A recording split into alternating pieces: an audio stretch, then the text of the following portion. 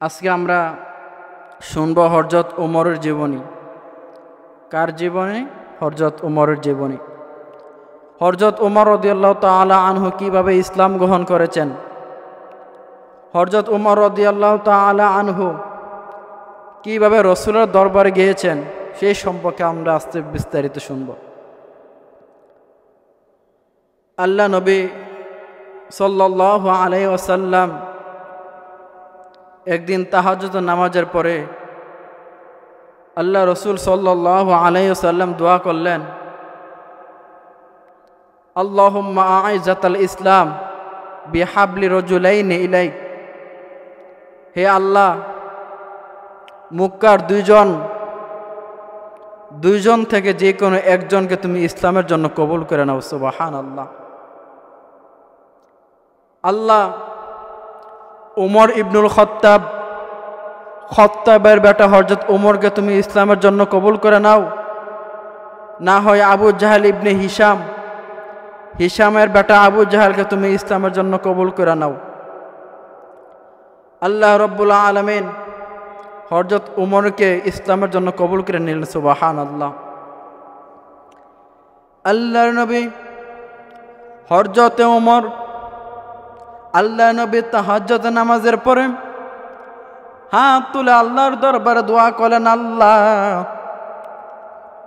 দুইজন কিংবা একজনকে তুমি ইসলামের জন্য কবুল করে নাও। ওমর ইবনুল খত্তাবের বেটা হযরতকে ওমরের জন্য তুমি কবুল করে নাও ইসলামের জন্য, না হয় আবু জাহেল ইবনে হিশামের বেটা আবু জাহেলকে তুমি ইসলামের জন্য কবুল করে নাও। আল্লাহ রব্বুল আলামিন হযরত ওমরকে ইসলামের জন্য কবুল করে নিলেন। এই হইল প্রথম ধাক্কা। আল্লাহর নবীজি দোয়া করলেন, দোয়া সঙ্গে সঙ্গে কবুল হয়ে গেল। সব দোয়া মিস হতে পারে, নবীজির দোয়া কখনো মিস হয় না। আংতা মুস্তাজাবুদ দাওয়া, সকল নবী ছিলেন মুস্তাজাবুদ দাওয়া, দোয়া করলেই সঙ্গে সঙ্গে কবুল হয়ে যায়। সুবহানাল্লাহ। সকল নবী মুস্তাজাবুদ দাওয়া ছিলেন। আল্লাহর নবী দোয়া করলেন, দোয়ার অনেক পাওয়ার আছে। আমি দেখেছি এক লোকের ক্যান্সার হয়েছিল, তখন ডাক্তাররা বলছে কি, আপনি বেশি দিন বাঁচবেন না, 2 মাস বাঁচবেন। কয় মাস? বেশি হলে 2 মাস বাঁচবেন। তারপরে আমি দেখেছি ওই লোকটা 8 বছর বেঁচে ছিল। কয় বছর? 8 বছর বেঁচে ছিল। কিসের বরকতে? দোয়ার বরকতে। দোয়ার পাওয়ার আছে না নাই? দোয়ার একটা পাওয়ার আছে। আল্লাহ নবী দোয়া করলেন হযরত ওমরের জন্য। যখন আল্লাহ দোয়াটা কবুল করে নিলেন, সঙ্গে সঙ্গে ওমরের হৃদয়ে আল্লাহ রব্বুল আলামিন ওমরের হৃদয় ইসলামের প্রতি একটা আগ্রহ তৈরি হয়ে গেল, শীতল হয়ে গেল। ইসলামের প্রতি একটা ভালোবাসা হযরত ওমরের অন্তরে পয়দা হয়ে গেল। আল্লাহ রসুল সাল্লাল্লাহু আলাইহি ওয়াসাল্লাম আল্লাহ রব্বুল আলামিন 3টা ধাক্কা দিলেন। প্রথম ধাক্কা দিলেন আল্লাহ রসুলের দোয়ার ধাক্কা। 2 নম্বর ধাক্কা দিলেন কোরআন শরীফে 29 পারা সূরা হাক্কা দিয়ে আল্লাহ রব্বুল আলামিন দিলেন একটা ধাক্কা। সুবহানাল্লাহ। আল্লাহ রব্বুল আলামিন বলেন, আল-হাক্কাতু মাল-হাক্কাতু ওয়া মা আদরাকা মাল-হাক্কা কাযযাবাত সামুদ ওয়া আদুম বিল ক্বারিয়া। এই সূরা দিয়ে আল্লাহ রব্বুল আলামিন একটা ধাক্কা দিলেন। সর্বশেষ ধাক্কা দিলেন সূরা তাহা দিয়ে। আল্লাহ রব্বুল আলামিন ধাক্কা দিয়ে তিনাকে ইসলামের জন্য কবুল করে নিলেন। আল্লাহ রসুলের দোয়া যখন হযরত ওমর অন্তরে লেগে গেল, তারপর থেকে হযরত ওমর আল্লাহ রসুলকে ফলো করা শুরু করলাম। আল্লাহ রসুল ডানে যা, হযরত ওমর ডানে যা। আল্লাহ রসুল যখন বামে যা, হযরত ওমর বামে যা। আল্লাহ রসুল যখন চলাফেরা করে, হযরত ওমর পিছনে লুকিয়ে লুকিয়ে আল্লাহ রসুলকে দেখে। সুবহানাল্লাহ। আল্লাহর নবীজি মসজিদে হারামে এশারের সালাত আদায় করতেছেন, সঙ্গে সাহাবীদেরকে নিয়ে আল্লাহর নবী এশারের নামাজ আদায় করতেছেন। এশারের নামাজের মধ্যে আল্লাহ রসুল সাল্লাল্লাহু আলাইহি ওয়াসাল্লাম সূরা হাক্কা তেলাওয়াত করতেছেন। সুবহানাল্লাহ। হযরত ওমর পিছনের দিক দিয়ে আসলো, লুকিয়ে লুকিয়ে আসলো। আল্লাহ রসুল এত সুন্দর কোরআন তেলাওয়াত করতেন, দুনিয়ার কোনো কারি সাহেবের তুলনা আল্লাহ রসুলের সঙ্গে চলে না, বলেন না ঠিক কিনা? আল্লাহ রসুল কোরআন তেলাওয়াত কি আহমদ বিন ইউসুফের মতো, কারি বাসিরের মতো? না, পৃথিবীর কোনো শায়েখদের, কোনো কারিদের কোরআনের ঝংকার আল্লাহ রসুলের সঙ্গে মিলবে না। আল্লাহ রসুল এত সুন্দর কোরআন তেলাওয়াত করত, যে কোরআন তেলাওয়াত শুনতো সঙ্গে সঙ্গে পাগল হয়ে যেত। সুবহানাল্লাহ। হযরত ওমর লুকিয়ে লুকিয়ে কোরআন তেলাওয়াত শুনতেছেন। হযরত ওমর ভালো আরবি বুঝতেন। আল্লাহ রসুল সাল্লাল্লাহু আলাইহি ওয়াসাল্লাম সূরা হাক্কা তেলাওয়াত করতেছেন, করতে করতে করতে তিনি মাঝে অংশ চলে গেলেন। হযরত ওমর ভাবলেন, এত সুন্দর কোরআন তেলাওয়াত আমার জীবনে শুনি নাই, এত সুন্দর শব্দ গাঁথুনি, এত সুন্দর রচনা, এত সুন্দর কবিতা। মনে হয় মুহাম্মদ কবি হয়ে গেছে। নাউজুবিল্লাহ, মুহাম্মদ কবি হয়ে গেছে। মুহাম্মদ যদি কবি না হয়, এত সুন্দর শব্দ মিল, এত সুন্দর রচনা, এত সুন্দর কবিতা কিভাবে পাঠ করে? আল্লাহ রসুল কিন্তু দেখে না। হযরত ওমর পিছনে লুকিয়ে লুকিয়ে আল্লাহ রসুলের কোরআন তেলাওয়াত শুনতেছেন, আল্লাহ রসুল নামাজে পড়ে যাচ্ছেন। হযরত ওমর যখন ভাবলেন এটা কবিতা, ইন দ্য মিন টাইম আল্লাহ রসুল পড়া শুরু করলেন। ওয়ামা হুয়া বিকাউলি শাইরিন কলিলাম মা তুমিনুন। আল্লাহু আকবার। ওয়ামা হুয়া বিকাউলি শাইরিন কলিলাম মা তুমিনুন। এটা অর্থ হইল, এটা কোনো কবির কোনো কবিতা নয়, তোমরা অল্প সংখ্যক লোক এটার উপরে ঈমান আনলো, এটার উপরে ঈমান আনো তোমরা অল্প সংখ্যক লোক। এটা কোনো কবির কোনো কবিতা নয়, এটা কোনো কবির কোনো লেখা নয়, এটা কোনো কবির কোনো রচনা নয়, এটা কোনো সাহিত্যিক নয়। হযরত ওমর অবাক হয়ে গেলেন, কি? আমি মনে মনে ভাবলাম মুহাম্মদ কবি হয়ে গেছে, মুহাম্মদ গণক হয়ে গেছে। মুহাম্মদ কিভাবে বুঝলো আমি যে এই কথাটা ভাবলাম?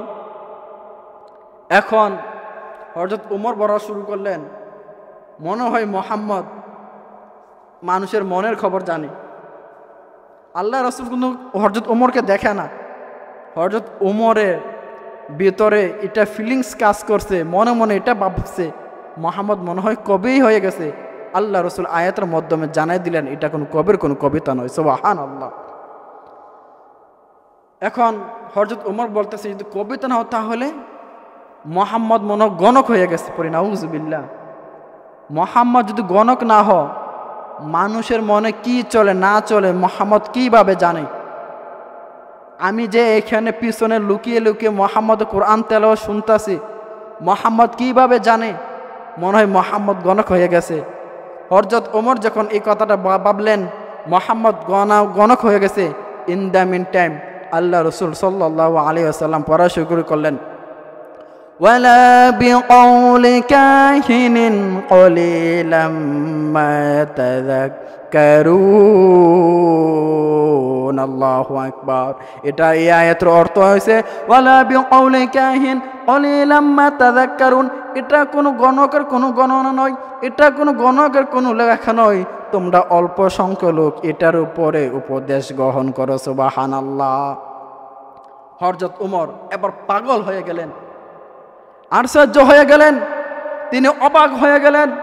প্রথম আমি মনে করলাম এটা মনে হয় কোনো কবি, মুহাম্মদ বলে কবি না।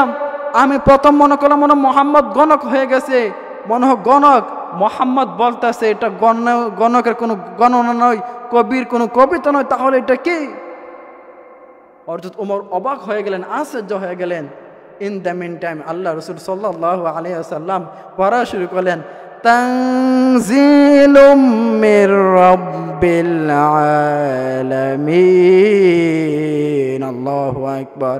এটা হলো ওই কিতাব আল্লাহ রাব্বুল আলামিন নাজিল করেছেন। সুবহানাল্লাহ। এটা হলো দ্বিতীয় ধাক্কা। প্রথম ধাক্কা হলো আল্লাহ রাসূল সাল্লাল্লাহু আলাইহি সাল্লামের দুয়ার ধাক্কা। 2 নম্বর ধাক্কা হইল সূরা হাক্ক দিয়ে আল্লাহ রাব্বুল আলামিন দিলেন এক ধাক্কা। এবার আল্লাহ রাসূল সাল্লাল্লাহু আলাইহি ওয়াসাল্লাম এই কথা শোনার পরে হযরত ওমর হৃদয় অন্তর ইসলামের প্রতি অনেক আশ্চর্য হয়ে গেল, ইসলামের প্রতি অনেক গভীর চলে গেল, ইসলামের প্রতি মায়া হয়ে গেল, ইসলামের প্রতি তার ভালোবাসা এসে গেল। মুহাম্মদ এত সুন্দর। হযরত ওমর কি করলেন?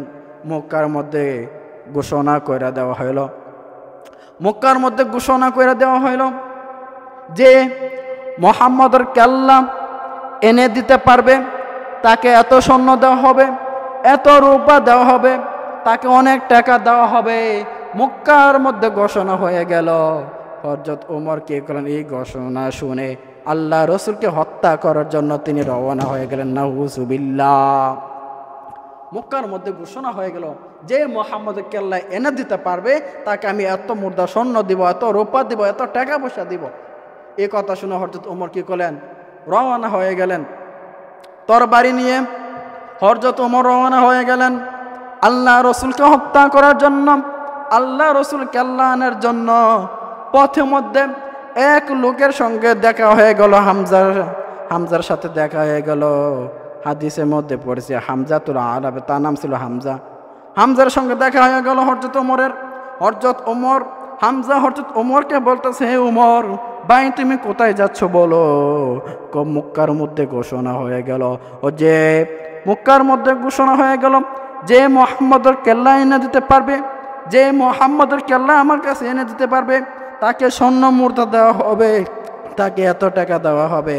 এই জন্য আমি তরবারি নিয়ে রওনা হয়ে গেলাম মুহাম্মদের কেল্লা আনার জন্য। নাউযুবিল্লাহ। তখন ওই লোক বলতেছে, তুমি মুহাম্মদের কেল্লা আনতে যাও, মুহাম্মদের কেল্লা না এনে তুমি তোমার বাড়িতে যাও। উমর বলল, কেন? তোমার বোন ফাতেমা, তোমার ভাই, তারা দুজনে ইসলাম গ্রহণ করে মুসলমানের ধর্ম তারা গ্রহণ করছে। সুবহানাল্লাহ। উমর বলছে, আপনি কি সত্যি বলতেছেন? হ্যাঁ, তারা ইসলাম গ্রহণ করেছে, মুসলমানের ধর্ম তারা গ্রহণ করেছে। গিয়ে দেখো, বিশ্বাস না হলে আগে মুহাম্মদের কেল্লা পরে তুমি আইনো, আগে তোমার বোন ফাতেমা কালিমা পরে মুসলমান হয়ে গেছে, আগে তোমার বোনকে সামলাও, পরে মুহাম্মদের কেল্লা আনতে যাও। দাও খুদা দাও আমায় আবার ওমর দরাজে দিল, দাও খুদা দাও আমায় আবার ওমর দরাজে দিল, দাও আলীর মতো বীর সেনানী, আলীর মতো বীর সেনানী জাগাতে নিখিল, দাও খুদা দাও আমায় আবার ওমর দরাজে দিল, হামজাকে দাও গরে গরে জীবন দিতে ওয়াকাতরে, আমার কাবা ভাঙতে এলে পাঠাও আবাবিল, দাও খুদা দাও আমায় আবার ওমর দরাজে দিল। সুবহানাল্লাহ। হযরত ওমর কি করলেন? তিনি বাড়ির মধ্যে রওনা হয়ে গেলেন। বাড়ির মধ্যে গেলেন, দরজা মিতে টুক্কা দিলেন। কে? বাপ, দরজা খুলে দাও। তুমি কে? তিনি বলেন, আমি হইলাম হযরত ওমর। ফাতেমা বোন কি করলেন? দরজা খুলে দিলেন। দরজা খুলে তার বোন ফাতেমা এবং তার স্বামী দুলাভাই এবং তার বোন ঘরের মধ্যে বসে সূরা তাহা তেলাওয়াত করতেছে। সুবহানাল্লাহ। ঘরের মধ্যে ঢুকে তার বোন জামাইকে অনেক অত্যাচার শুরু করে দিল, তাদের দুইজনের উপর মারধর শুরু করে দিল, অনেক অত্যাচার মারতে মারতে শরীর দিয়ে রক্ত বাইর করে ফেললো। হযরত ওমর তাদের প্রতি একটু দয়া হয়ে গেছে, আমার বোনকে আমি কিভাবে মারি, আমার বোনকে মারা এটা ঠিক হবে না। হযরত ওমর এবার বোনকে জিজ্ঞেস করল, হে বোন, এতক্ষণ কি পড়তেছিল বলো। ভাই, আমরা কিছু অংশ কোরআন তেলাওয়াত করতেছিলাম। হযরত ওমর বলে, আমাকে দাও। বোন ফাতেমা বলতেছে, রিজসুন, আপনি নাপাক, আপনি এটা ধরতে পারবেন না, আপনি নাপাক। লা ইয়ামাসসুহু ইল্লাল মুতাহহারুন, আপনি পাক পবিত্র হয়ে আসেন, তারপরে আপনি ধরেন। হযরত ওমর কি করলেন, তিনি পবিত্র হয়ে আসার পরে খাব্বাব তিনি কি করলেন, হযরত ওমরকে সূরা তাহা শোনাইছেন। বলুন না সুবহানাল্লাহ। তাহা মা আনজালনা আলাইকাল কুরআনা লিতাশকা ইল্লা তাযকিরাতাল লিমান ইয়াখশা। সুবহানাল্লাহ। সূরা তাহা শোনালেন। সূরা তাহা শোনানোর পরে হযরত ওমর খাব্বাবকে বলতেছেন, মুহাম্মদ কোথায়, আইনা মুহাম্মদ, মুহাম্মদ কোথায়। খাব্বাব বলছে, ওই যাও তুর পাহাড়ে, ওই পাহাড়ে পরদেশে হযরত মুহাম্মদ গোপনে গোপনে ইসলাম দাওয়াত দিচ্ছে, তুমি মুহাম্মদের কাছে যাও। আল্লাহর নবীর কাছে হযরত ওমর দৌড়ে চলে আসলেন, লাঙ্গা তরবারি নিয়ে আল্লাহর নবীর কাছে হযরত ওমর গেলেন। ওমর যাওয়ার পরে সাহাবীরা হযরত ওমরকে দেখল। হযরত ওমরকে দেখার পরে সাহাবীরা বলতেছে, ইয়া রাসূলুল্লাহ, ইয়া হাবিবাল্লাহ, ওগো আল্লাহর নবী, আপনি এখান থেকে চলে যান, আপনি এখান থেকে চলে যান। ওই দেখেন হযরত ওমর আসতেছে তরবারি নিয়ে আপনাকে হত্যা করার জন্য। আল্লাহর নবী বলেন, হে সাহাবেরা, তোমরা এখান থেকে সরে যাও, আমাকে জায়গা করে দাও, ওনাকে জায়গা করে দাও, হযরত ওমরকে আমার কাছে আসতে দাও। আমার মনে হয় ওই দিন যে আমি আল্লাহ রসুল তাহাজ্জুদ নামাজ পড়ে যে দোয়া করলাম, মনে হয় এই দোয়াটা আজকে কবুল হতে চলছে। বলি সুবহানাল্লাহ। হযরত ওমর কি করলেন, আল্লাহ নবীর কাছে আসলেন। আল্লাহ নবীর কাছে আসার পরে হযরত ওমর বলতেছেন, আশহাদু আল্লা ইলাহা ইল্লাল্লাহ ওয়া আশহাদু আন্না মুহাম্মাদান আবদুহু রাসূলুহু। সঙ্গে সঙ্গে তিনি কালিমা পাঠ করলেন।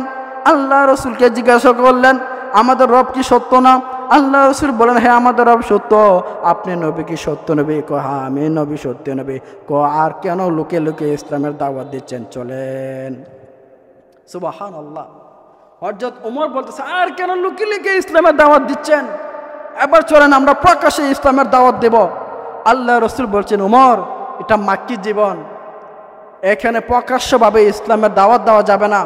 শত্রু কাফের নাস্তিক বেঈমান আমাদের উপর অনেক অত্যাচার অবিচার করবে, এখানে প্রকাশ্যে দাওয়াত দেব না। আমরা মাদানী জীবনে প্রকাশ্যে দাওয়াত দেব। যখন আল্লাহ আমাদেরকে বিজয় দান করবেন তখন আমরা প্রকাশ্যে ইসলামের দাওয়াত দেব। আল্লাহ রসুল সাল্লাল্লাহু আলাইহি সাল্লাম এই কথা শুনে হযরত ওমর বলতেছেন, আমি আছি, আপনি আমাকে শুধু একটু অনুমতি দেন। আল্লাহ রসুল সাল্লাল্লাহু আলাইহি ওয়াসাল্লাম অনুমতি দিলেন। হযরত ওমর বের হয়ে গেলেন, দুইটা কাতার করলেন। এক কাতার হলেন হামজা, দুইটা কাতার করলেন। হাদিসের মধ্যে আমি যেটা পড়েছি, দুইটা কাতার করলেন। এক কাতারে ছিল 6 জন, আরেক কাতারে ছিল 5 জন, মোট 11 জন মিলে দুইটা কাতার সারিবদ্ধ করেছে। হযরত ওমর কি করলেন, আল্লাহ রসুলকে এক কাতারে দাঁড় করালেন, আর হযরত ওমর হামজা দুজন মিলে এক কাতার দাঁড়ালেন। তাই বলছেন, এখান থেকে আমরা কাবা ঘর পর্যন্ত আমরা ছোট একটা তাকবীর দিব, আপনি আসেন। ওই দিন 11 জন তাকবীর দেওয়ার জানলে বেশি মানুষ লাগে না, একজনে পুরো গোটা দুনিয়াকে ইয়া করে ফেলতে পারে। হযরত ওমর কি করলেন, তাকবীর দেওয়া শুরু করলেন। 11 জনকে নিয়ে তাকবীর দেওয়া শুরু করলেন। আল্লাহু আকবার, আল্লাহু আকবার, আল্লাহু আকবার। তিনি তাকবীর দিয়ে গোটা পৃথিবীকে তিনি জানিয়ে দিয়েছেন সুবহানাল্লাহ।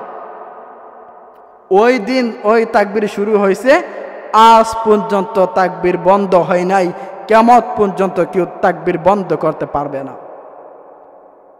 সেই হলো হযরত ওমর, যিনি দেশের প্রেসিডেন্ট হয়েও গভীর রাতে অন্ধকারে বস্তা পিঠে নিয়ে, বস্তা আলগিয়ে মানুষের বাড়িতে যিনি খাবার পৌঁছে দিতেন তিনি হলেন হযরত ওমর।